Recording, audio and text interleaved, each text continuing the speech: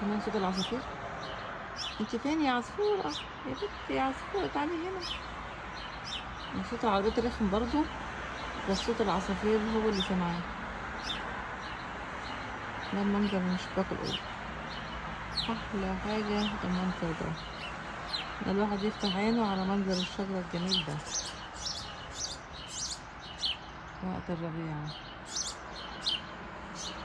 يعني العصافير صوتها قليل كده حلو قوي، بس لما بيتكاتروا بقى مع بعض ببقى عايزة امسكهم ملطشهم كلهم. الشجرة التانية دي، الشجرة اللي قدام اوضتي دي بتقعد كده تحفة لمدة شهر، وبعدين تخضر، وبعدين تقرع. لكن اللي هناك دولت اللي بيكونوا جمال جدا، علشان دولت مش تبع حد، فبيحط لهم السماد بتاعهم. لكن دي تبعي اهي، بوم، مفيش ولا سماد ولا حاجة. عايزة اندهلهم والله.